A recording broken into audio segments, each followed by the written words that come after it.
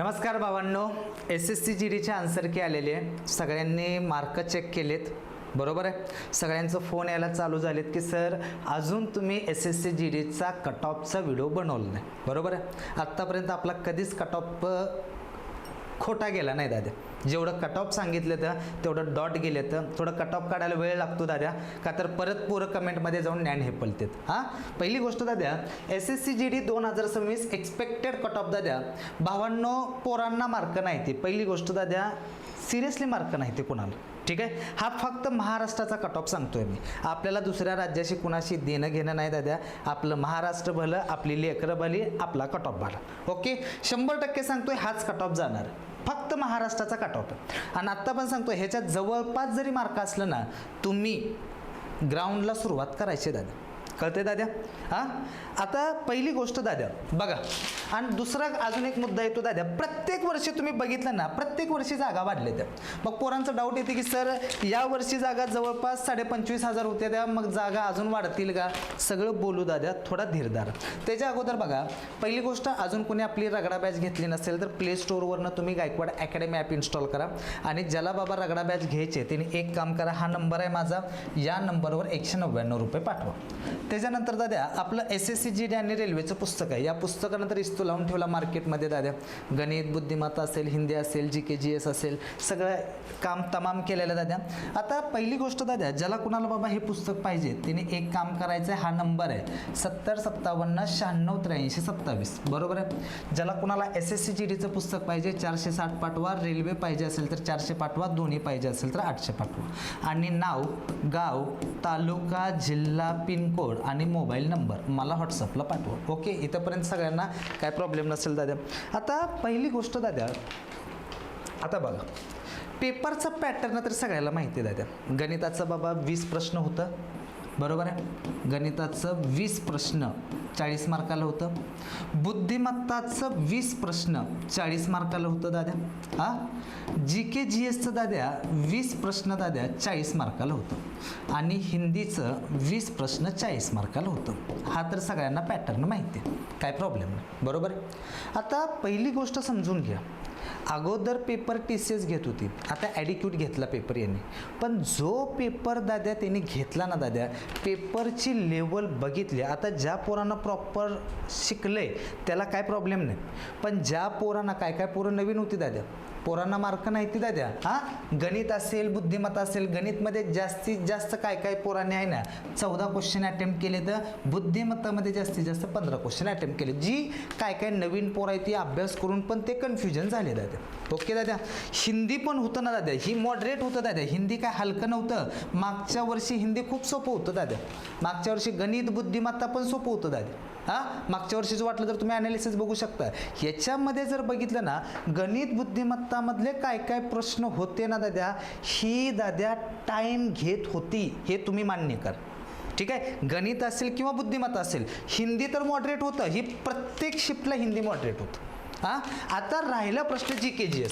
आता GK GS मधले तुम्हाला रिअली सांगतो, कमीत कमी पोरं असतील दाद्या ज्याला दाद्या 12 प्रश्न बरोबर आले असतील. तुम्ही कमेंटमध्ये पण सांगू शकता 12, 14 ह्याच्या खालीच आहेत दाद्या.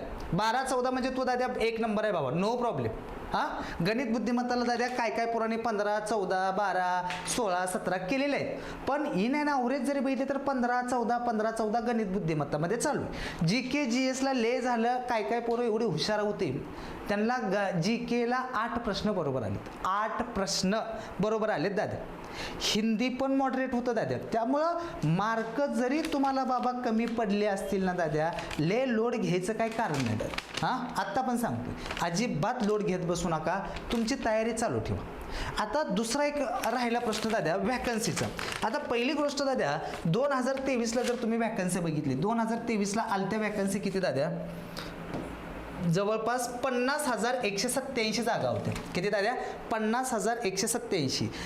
वाढले किती, म्हणजे ही वाढू ना, नंतर वाढलेले दादा किती होते दादा? 24,369. म्हणजे अगोदर जवळपास 25,000 जागा आल्या, टोटल जागा झाल्या 50,187. इथं बघा 2024ला दादा किती जागा झाल्या? 46,617 टोटल. हां, ही 46,617 कधी दाद्या? त्याच्यामध्ये दाद्या नंतर वाढलेल्या होत्या दाद्या 26,146. म्हणजे पहिल्यांदा नियर बाय किती 20,000 जागा आल्या, नंतर 26,000 जागा आल्या, म्हणजे पेपर दिल्यानंतर जागा वाढलेल्या. नंतर बघा 2025ला दाद्या बल्ले बल्ले होतं 53,690, बरोबर आहे का. नंतर जागा वाढल्या होत्या मागच्या वर्षी, तुम्हाला हे पण माहिती आहे दादा किती वाढलेल्या, जवळपास 40,000 जागा वाढलेल्या. किती दाद्या, 40,000 दाद्या. आता वॅकन्सी किती आले तर बघा, म्हणजे 2026ला वॅकन्सी आले ते नियर बाय 25,487. अजून जागा वाढल्या नाही त्या, अजून जागा वाढणार आहे त्या, पहिली गोष्ट समजून घ्या. त्यामुळं लोड घेत बसू नका. पेपर तुम्हालाच मार्क कमी नव्हत दाद्या, सगळ्यांना मार्क कमी येते, 78, 80, 82. लोड घेत बसू नका. आणि दुसरा सगळ्यात महत्त्वाचा फॅक्टर काय पडतो दाद्या, नॉर्मलायझेशन.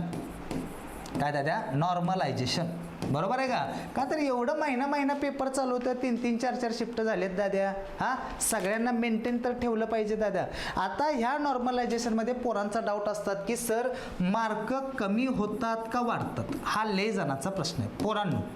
हो का, पहिली गोष्ट दाद्या, जर तुमची शिफ्ट अवघड असेल तर तुमची 100% मार्क वाढतात. अगोदरसारखी नाही वाढणार, 15-20 मार्क अगोदरसारखी मार्क नाही वाढणार. आत्ता पण सांगतोय, मार्क नॉर्मलायझेशनमध्ये दाद्या वाढणार किती दाद्या, 8, 10 किंवा 12, बस 8, 10 आणि 12, ज्याची बाबा शिफ्ट अवघड आहे. पहिल्यांदा हे समजून घ्या तुम्ही. ह्याच्यापेक्षा जास्त मार्क नाही वाढणार, 8, 10, 12. का तर अगोदर TCS घेत होतं, आता बाबा दुसऱ्या कंपनीकडे आलेलं, हे तर सगळ्यांना कळतंय दाद्या. आता मार्क कमी होतात का बाबांनो, मार्क नॉर्मलायझेशनमध्ये कमी होतात असं काय नाही, प्रत्येक वेळी वाढतातच असं काय नाही.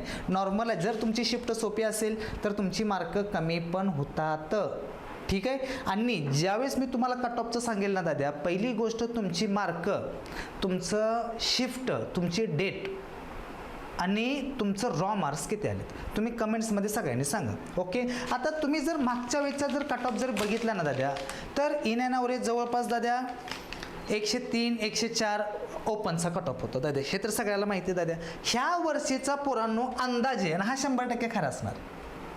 नॉर्मलायझेशन नंतरचं म्हणतोय दाद्या, इथं लिहितो सरळ, नॉर्मलायझेशन, स्पेलिंग चुकली तर ॲडजस्ट करा, नॉर्मलायझेशन नंतरचा कट ऑफ. ओके दाद्या, नॉर्मलायझेशन नंतरचा कट ऑफ दाद्या, एवढाच कट ऑफ राहणार आहे, काही टेन्शन घ्यायचं काय कारण नाही. आता ओपन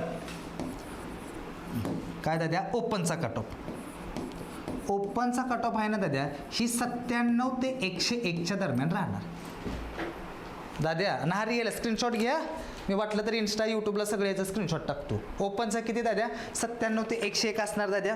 EWS आहे ना दाद्या, EWS 90 ते 94च्या मध्ये, लय झालं 90-94 नाही, एवढा पण नाही येणार EWS, एवढा पण नाही येऊ शकत. 86 ते 90 दाद्या, लय झालं. EWSचा कट ऑफ 86 ते 90 मध्ये असेल, ठीक आहे. नंतर OBCचा कट ऑफ दाद्या, OBCचा कट ऑफ 94 ते 98च्या मध्ये. महाराष्ट्राचा कट ऑफ ले लागत नाही दाद्या, सगळ्यात जास्त कट ऑफ लागतात UP दिल्लीवालीचे. महाराष्ट्राचा मिडियमपेक्षा कमी असतो दाद्या, आणि सगळ्यात कमी असतो तो कर्नाटकचा असतो, ह्याच्यापेक्षा पण कमी असतो दाद्या. SCचा कट ऑफ दाद्या, SCचा कट ऑफ दाद्या EWSच्या नियर बाय असणार दाद्या. हो का, SCचा कट ऑफ आहे ना 85 ते 90च्या दरम्यान असेल दाद्या.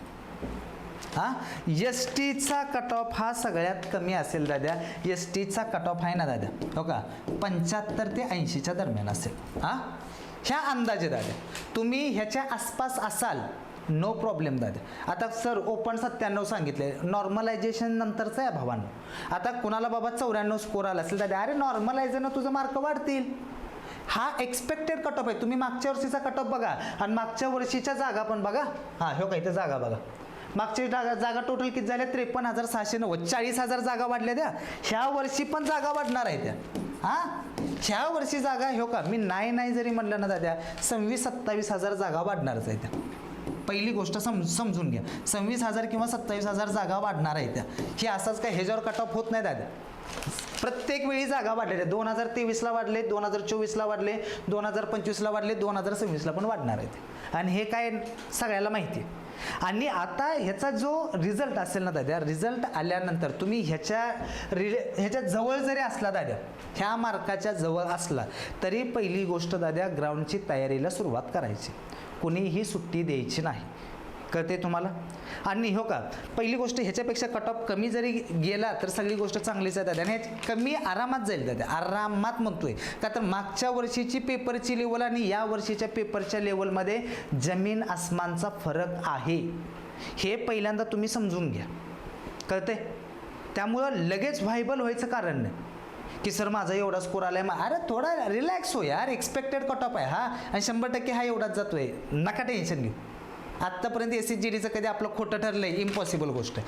आणि हलगी लावत दाद्या, ह्याच्या जवळ असेल ना दाद्या, तू तयारी कर, लय विचार पण करू नको दाद्या, इथं पांढरं झालेत, केस पांढरे झाले आमची, त्यामुळे कुणी लोड घेत बसायचं नाही. ह्याच्या आसपास असेल ना दाद्या, दॅट्स इट.